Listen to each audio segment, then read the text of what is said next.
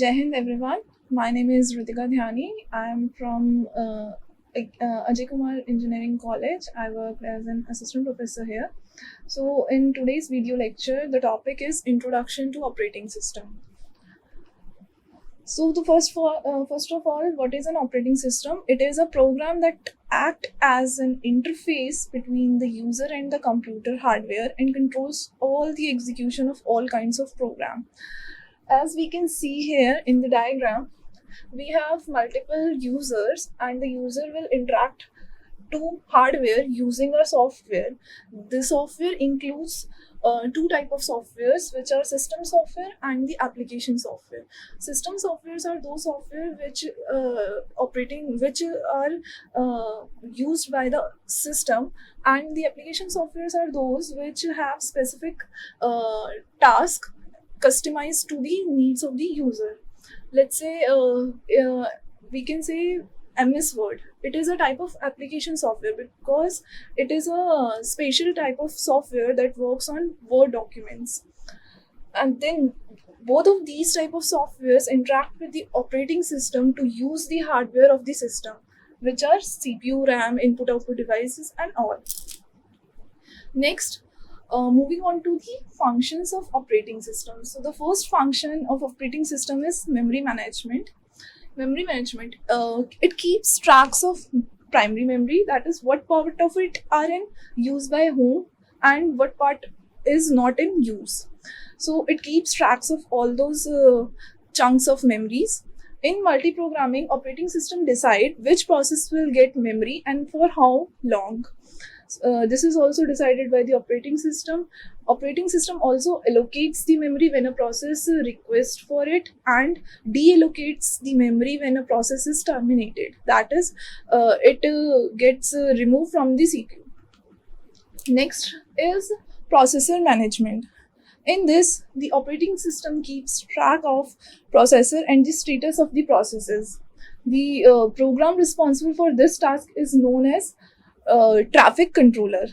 Operating system allocates the processor to a process, and it also decides which process will get the CPU at what time. So it also gives the sequence of execution of different processes.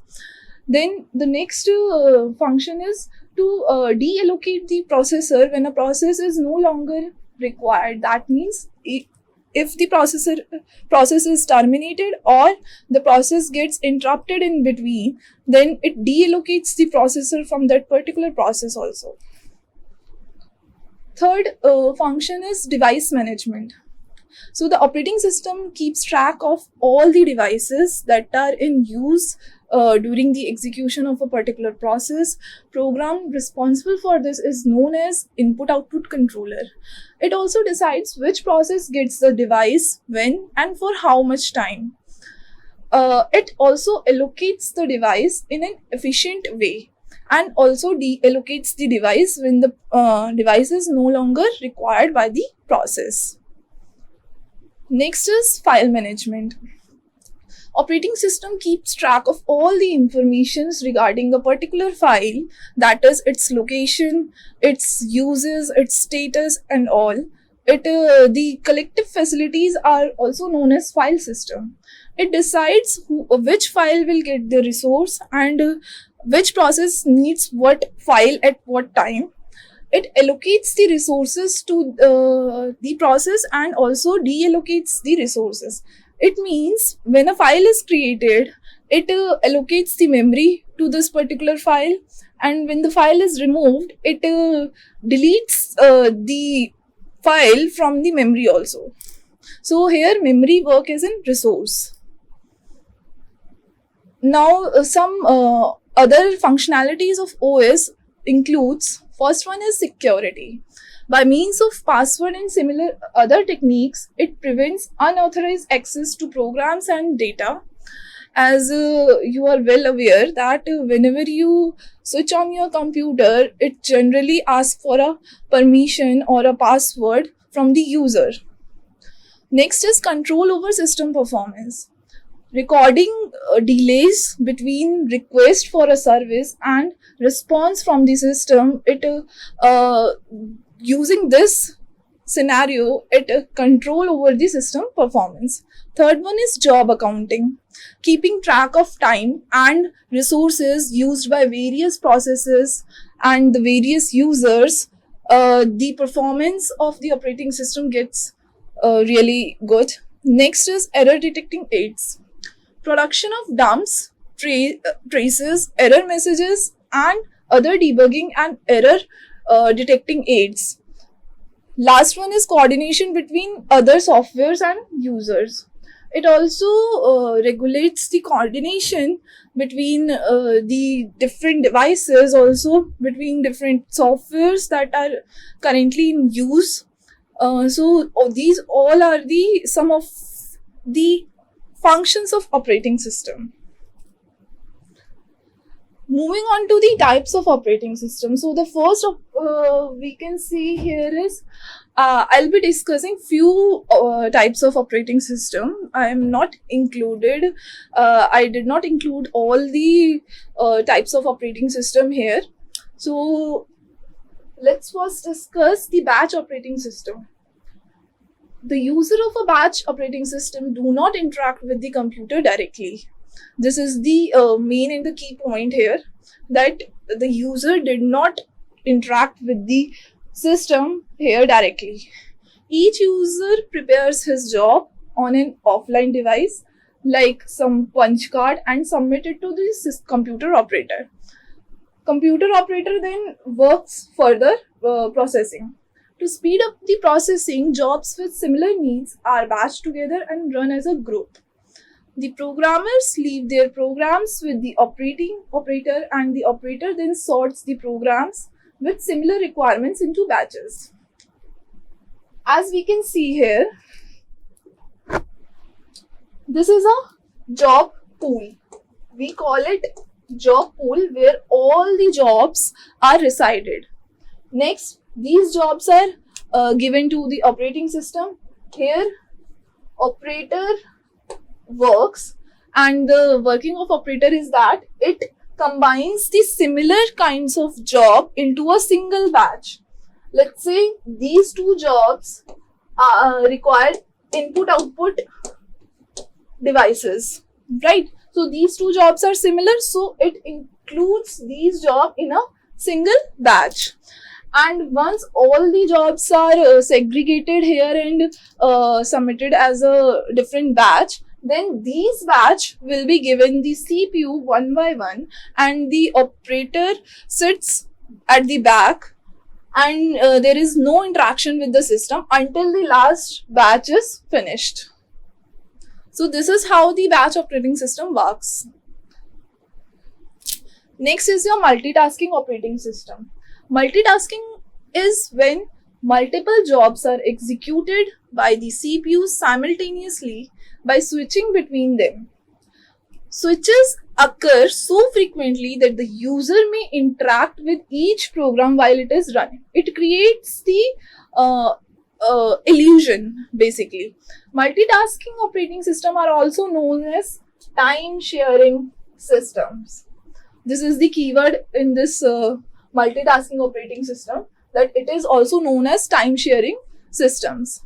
A time shared operating system uses the concept of CPU scheduling and multi-programming to provide each user with a small portion of a time shared CPU. I'll discuss this point later on. Each user has at least one separate program in memory. So let's discuss this point. What is it? That we have different jobs here. These are all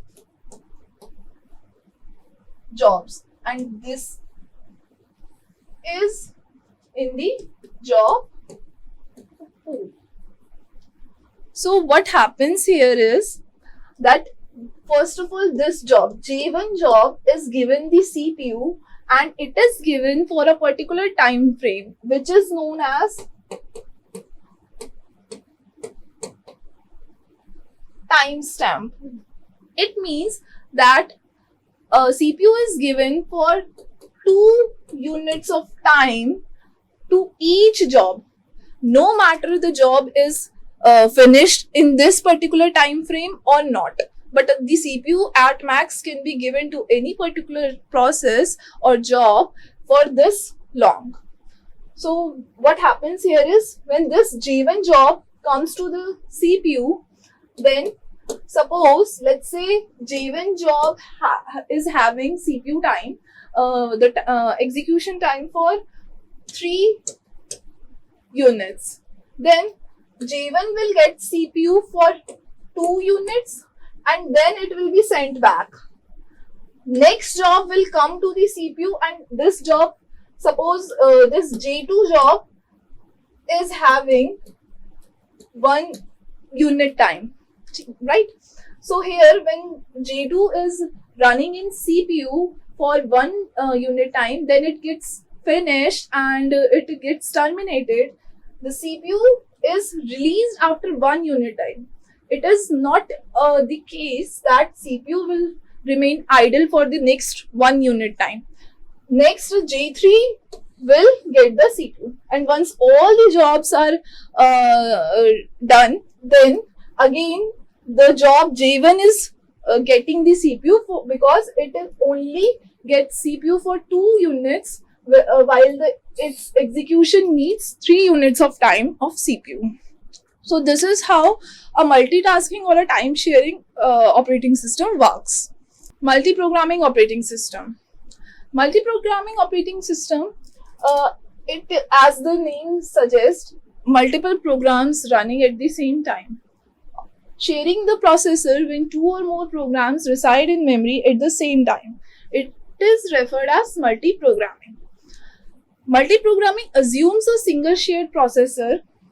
Multiple programming increases CPU utilization by organizing jobs so that the CPU always has one to execute.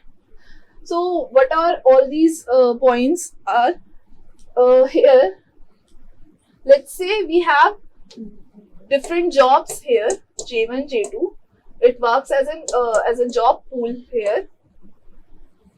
Suppose J1 requires CPU time, CPU for 2 units of time, and it also has input output request as well. So there is IO time, which is like 3 units. And so what happens here, when J1 is getting the CPU, J1, it runs for this 2 units of time.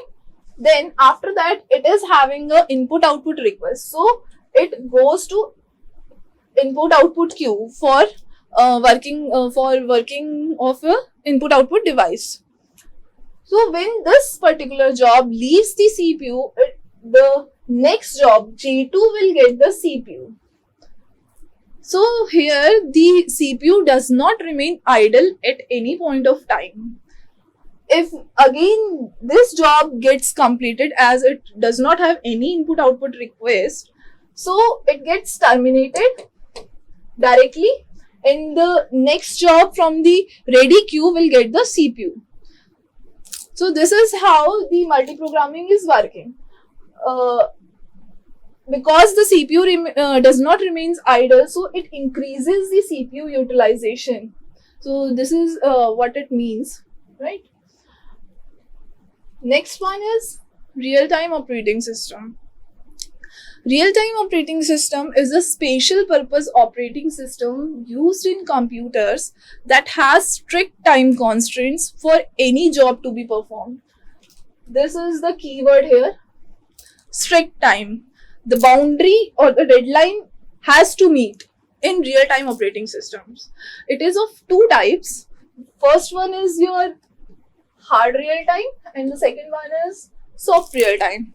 Hard real-time operating system, all the critical tasks must be completed within the specified time duration or the given deadline. Even a microseconds delay is not acceptable in case of hard real-time operating system. Not meeting the deadline would result in critical failures such as damage to equipment or even loss of human life. What does it mean? It means In suppose in defense system, if there is a delay of even a micro delay in launching of a satellite, then it will result in some damage or disaster, right? So in those areas, hard real-time operating system comes under consideration. Next one is soft real-time operating system. Soft real-time operating system accepts a few delays via the means of operating system. In this case, the real-time operating system, there may be a closing date assigned for a particular job, but a delay for a small amount of time is acceptable.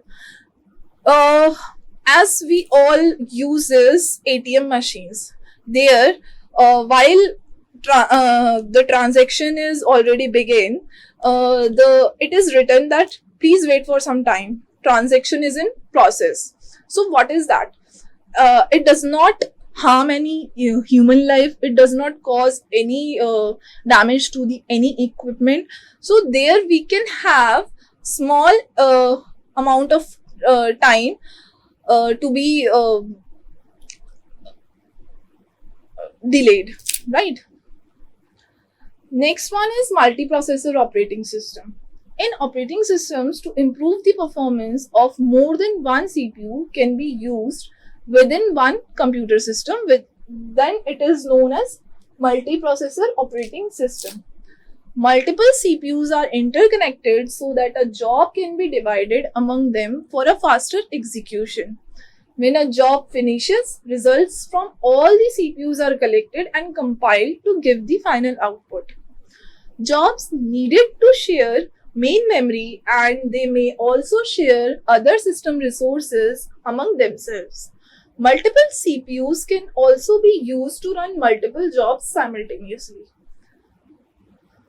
So here in multiprocessor, we are having two types. First one is your symmetrical and the other one is asymmetrical. So in this symmetrical, each processor executes the same copy of the operating system. This is the keyword. Each processor that are interlinked together is running the same copy of operating system, takes its own decisions and cooperates with other processes to smooth the entire functioning of the system. The CPU scheduling policies are very simple in this case. Any new job submitted by a user can be assigned to any processor that is least burden. It also results in a system in which all processors are equally burdened at any time. What does it mean? Let's say we are having processor 1 or CPU 1, CPU 2, CPU 3. Suppose this CPU 1 is running job J1, J2, this is running J3, when a new J4, this is running J5, when another job comes to the system, then it is assigned CPU 3 because it is the less burden. Then this less burden is decided in terms of whether this job is taking the CPU time for how much long. So this is how the symmetrical processing operating system works. Next is your asymmetric multiprocessing operating system. So in this, there is a master-slave relationship. This is the keyword in this type of operating system. It follows the master-slave relationships between the processors. One processor may act as a master processor or a supervisor processor, while the other are treated as slaves. In this type of system, each processor is assigned a specific task and there is designated master processor that controls the activity of other processors. What does it mean? Here, we are having a master CPU. Let's say CPU 1 is the master CPU. Next, this master CPU gives tasks to other CPUs. Let's say this is the CPU which are handling all the tasks related to graphics. So if any job of this particular requirement comes to this CPU, it is assigned to CPU number 3. Similarly, CPU 2 is assigned for different types of jobs, and CPU 4 is assigned another types of jobs. But the CPU 1 is the master. It directs the job to the designated CPU depending upon the requirement of a process or a job and the type of the job. Thank you.